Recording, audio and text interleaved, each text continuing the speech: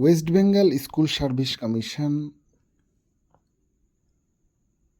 অর্থাৎ SSC group D এর যে পরীক্ষাটা নিয়েছে সেখানে 10টা প্রশ্ন ছিল। এটা তার প্রশ্ন আর কি।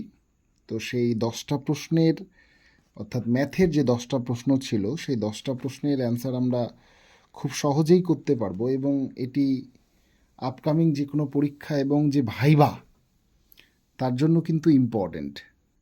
আমাদের যে প্রথম অঙ্ক সেটা দেখো যে পি এবং কিউ এর গড় 35, তাদের যোগফলটি কত? ছোট্ট একটা প্রশ্ন, ইজিলি করা যায় সময় না অতিক্রম করে। পি এবং কিউ এর গড়, তাহলে মোট যদি নির্ণয় করতে বলে জাস্ট তুমি কি করবে, যে যে গড় আছে সেটা লিখে দাও। দ্যাট মিন্স 35, এখানে লেখা আছে 35। কতজন আছে? পি এবং কিউ মাত্র দুটো, তাহলে দুজনের যদি করতে হয় তাহলে দ্যাট মিন্স 2 দিয়ে গুণ করলে। এখানে যদি 3 দিয়ে থাকতো 3 দিয়ে, এখানে যদি 4জন থাকতো তাহলে 4 দিয়ে। গড় ইন্টু মোট যতজন বলবে, দ্যাট মিন্স তাহলে কত হয়? 70। তাহলে এখানে উত্তর আছে 70। হয়ে গেল অঙ্কটা। নেক্সট আমরা চলে যাব 6 দাগের অঙ্কে। কি লেখা আছে যে যদি A:B সমান 4:3 হয়, B:C সমান 7:5 হয়, C:D সমান 9:8 হয়, তবে A:D এর মান কত? একটু খেয়াল করে দেখো যে এ অর্থাৎ প্রথমটা চেয়েছে আর ডি অর্থাৎ লাস্টেরটাতে চেয়েছে। তো যদি এরকম অনুপাত দেওয়া থাকে পরপর আর যদি প্রথমটা এবং লাস্টেরটা চাই, তাহলে একটাই কাজ করবে যে A:B that means A/B, B:C that means B/C, C:D that means C/D। তুমি পরপর গুণ করে দাও।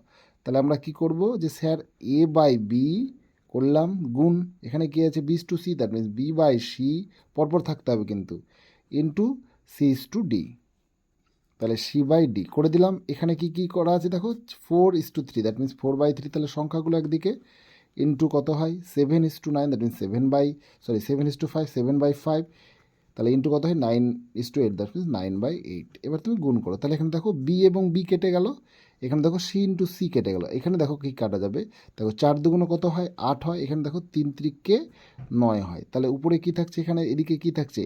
এ থাকছে আর নিচে কি থাকছে? ডি থাকে, দ্যাট মিন্স A:D হয়ে গেল। তাহলে কত হয়? এখানে কত আছে? 3 আছে আর এখানে 7 আছে, 3 7 21, তাহলে 21, আর এখানে 5 দুগুণ কত হয়? 10। তাহলে A:D এর মান কত? তাহলে 21:10, তাহলে কোথায় আছে? D, that is the answer. পরের অঙ্ক দেখবো আমরা।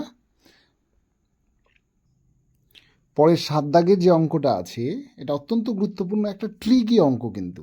আমরা দুভাবে কিন্তু করতে পারি। দেখো কি লেখা আছে যে 5449 অর্থাৎ 5445, 9317 অর্থাৎ 9317, এই দুটি সংখ্যা যে বৃহত্তম সংখ্যাটি দ্বারা বিভাজ্য সেই সংখ্যাটি নির্ণয় করুন। মানে এটা এবং এটা নিচের কোন সংখ্যা দিয়ে ভাগ করা যায়। এবার এখানে একটা কথা লিখেছি কোন বৃহত্তম সংখ্যা, তো একটু খেয়াল করবে যদি এরকম থাকে যে এটা এবং এটা আর একটা ধরো দিয়ে দিল যে কোন বৃহত্তম সংখ্যা দিয়ে ভাগ যায়, তাহলে বৃহত্তম বললেই তখন গসাগু করতে হয়। তো এইবার আমরা যদি গতানুগতিক পদ্ধতিতে গসাগু করি তাও হবে, আর যদি আমরা এইভাবে নির্ণয় করি, দেখো এইটা এবং এটা কি কি দিয়ে ভাগ যাবে? এই সংখ্যাগুলোর মধ্যে কেউ একজনকে দিয়ে ভাগ যাবে। এবার যদি সবাই ভাগ যায় তাহলে আমাকে কী নিতে হবে? বড় সংখ্যাটা নিতে হবে। এইখানে একটা ট্রিক্স মনে রাখো যে দেখো এইটা 5445, 9317 উভয়ই কিন্তু বিজোড় সংখ্যা। কি বললাম? 5445, 9317 উভয়ই কিন্তু বিজোড় সংখ্যা। আর এটা মনে রাখবে যে কোনো বিজোড় সংখ্যা কখনোই জোড় সংখ্যা দিয়ে ভাগ যায় না, মানে পুরোপুরি ভাগ যায় না। দশমিক আসতে পারে কিন্তু পুরোপুরি ভাগ যাবে না। যেমন ধরো তুমি ধরো লেখা আছে ধরো 9 কখনো তুমি ছোট 2 4 এগুলো দিয়ে ভাগ যাবে না পুরোপুরিভাবে। অর্থাৎ আমি বলতে চাইছি যে এই যে বিজোড় সংখ্যা আছে এই বিজোড় সংখ্যাগুলি কখনোই জোড় দিয়ে ভাগ যাবে না। তাহলে এখানে দেখো জোড় কোনটা কোনটা আছে, এখানে আছে 726 আর এখানে আছে 1452। তাহলে 726 এবং 1452 কখনো এই দুটোকে পুরোপুরি ভাগ করতে পারবে না। তাহলে অপশানে 726 আর 1452 এ দুটো আউট হয়ে গেল। আমার হাতে কি থাকছে? 121 থাকছে আর 363 থাকছে। এবার গল্পটা হলো যে আমি যদি এলিমিনেট করি, দেখো যে 363 যদি আমরা দেখি তাহলে 363-র মধ্যে কিন্তু 3 আছে। একটু খেয়াল করে দেখো 3 কী করে বুঝলাম? যেটা 3 দিয়ে ভাগ যায়। দেখো 3 দিয়ে ভাগ কত হয়? 3 1 3, 3 2 6 আর 3 1 3। তুমি যদি এটা ভুলেও যাও তাহলে কি করবা? দেখো 3 + 6 + 3, এটা এভাবে যোগ করবে সংখ্যাগুলো। 3 6 কত হয়? 3 আর 6 9, 9 3 কত হয়? 12 হয়। এই 12 কিন্তু 3 দিয়ে ভাগ যায়, অতএব 363 কী হয়? 3 দিয়ে ভাগ যায়। ওকে, এবার যেহেতু এই সংখ্যাটা 363 যেহেতু 3 দিয়ে ভাগ যায়, এই যে এটা 363, তাহলে এইগুলোও কিন্তু 3 দিয়ে কিন্তু ভাগ যাবে। তা আমরা কী নিয়ম শিখালাম 3 দিয়ে ভাগের, যে ধরো 5445 আছে, তাহলে 5445 তুমি লিখো, 5445। এবার এগুলোকে যোগ করতে শুরু করো, এগুলোকে যোগ করতে শুরু করো। তা 4 আর 5-এ কত হয় 9, আর 4-এ কত হয় 13, 13 5-এ 18। তাহলে এই যে 18 তো অবশ্যই 3 দিয়ে বিভাজ্য, তাহলে এটা গোটা সংখ্যাটাই কিন্তু 3 দ্বারা বিভাজ্য। তাহলে এটা দেখি 9370, 9 3-এ কত হয় 12, 12 1-এ কত হয় 12 1-এ 13, 13 সাথে হয় 20, 20 কিন্তু কখনো 3 দ্বারা ভাগ যায় না, অতএব এটা গোটা সংখ্যা 3 দ্বারা ভাগ যায় না। অতএব আমরা নিশ্চিতরূপে বলতে পারবো যেহেতু এই সংখ্যাটা 3 দিয়ে ভাগ যায়, কিন্তু এই সংখ্যাটা 3 দিয়ে ভাগ যাচ্ছে না, অতএব এটা দিয়ে এটা কখনোই ভাগ সম্ভব নয়। তাহলে দেখো এ দুটো জোড় হওয়ার জন্য বাদ গেল, আর এটা কি হলো যে এটা 3 দিয়ে ভাগ যায় কিন্তু এটা 3 দিয়ে ভাগ যায় না, ওই জন্য এটা বাদ হয়ে গেল। তাহলে হাতে কি পড়ে থাকছে 121, দ্যাট ইজ দ্য অ্যান্সার। এবার তুমি যদি না পারো তাহলে সুন্দর করে তুমি কি করবে, গসাগু পদ্ধতি শুরু করবে। ওটা কীরকম স্যার? গসাগু পদ্ধতিটা কেমন? এই যে দেখো বড় সংখ্যাটাকে ছোট সংখ্যা দিয়ে ভাগ করে করে চলে যাবে। ধরো কত আছে, এটা আছে আমাদের বড় সংখ্যা, ছোট সংখ্যাটা কত আছে 5445। এই যে এবার তুমি ভাগ শুরু করো, কত হয় ভাগ যদি শুরু করো তাহলে কি হবে, যে শুরু করে দাও ভাগ, তাহলে কত হয় 5445 একবার যাচ্ছে, তাহলে এবার এটাকে নামাও, কত হয়,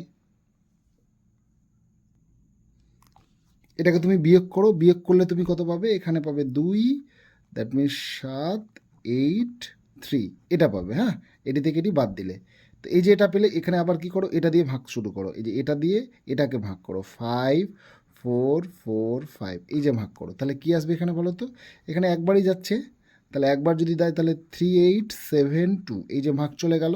তারপরে তুমি কি করবে, যেই তুমি আসলে এটা তুমি শুরু করলে, এটা কত পাবে, এটা যদি তুমি বাদ দাও তাহলে তুমি পাবে 5 থেকে 2 বাদ যেতে গেলে 3, এভাবে করে তুমি পাবা এখানে 7, এখানে পাবা 5, এখানে পাবা 1। ওকে, তো আমরা এটাকে আবার এটা দিয়ে ভাগ করব, 3872 দিয়ে, 72কে এটা দিয়ে ভাগ করব, দেখো এখানে বসে গেল, এটা এটা দুবার যাবে, তাহলে কত হয় 3100 গুণ করে দেখবা তুমি 4146 আসবে, বাস।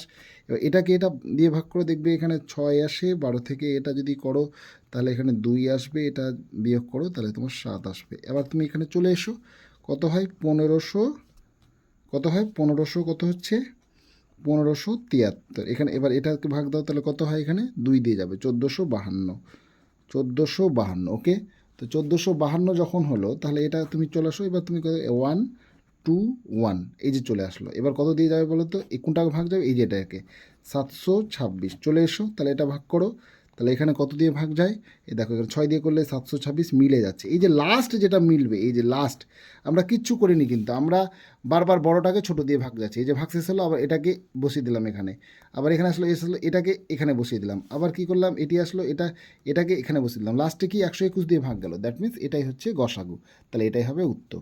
তাহলে তুমি হয় এই পদ্ধতি ইউজ করবে, অথবা তুমি কিন্তু এই আমাদের যে পদ্ধতিটা আমরা বললাম সেই পদ্ধতিটা কিন্তু ইউজ করবে। ওকে,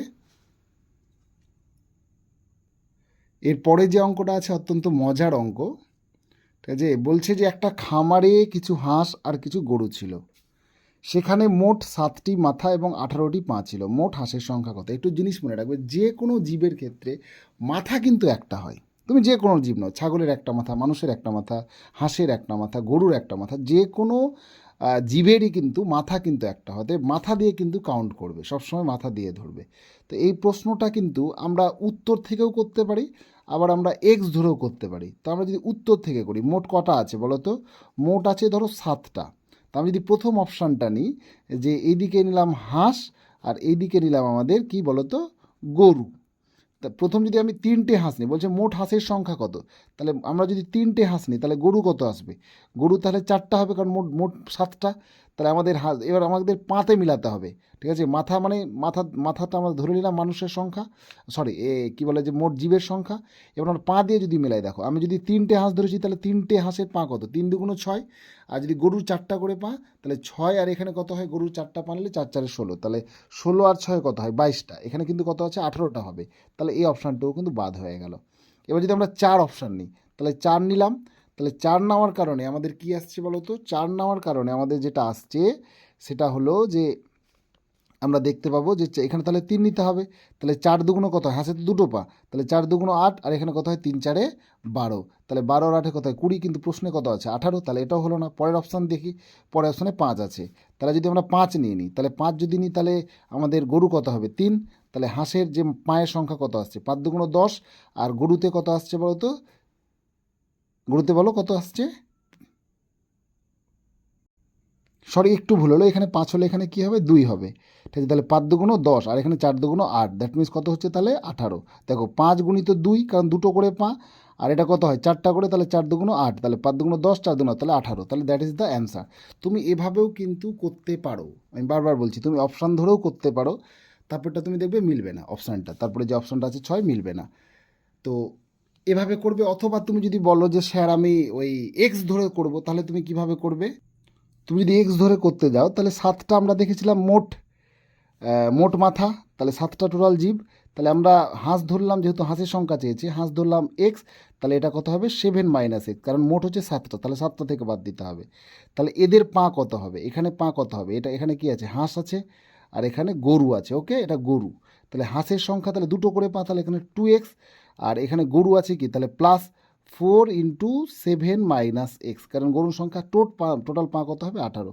তুমি এটা সমাধান করবে কী পাবে বলো তো, 2x পাবে, আমরা যদি করি 2x প্লাস তাহলে কত হয়, এটা 4 7 28 হয়, এখানে মাইনাস 4x হয়, সমান তাহলে কত হয় 18 হয়।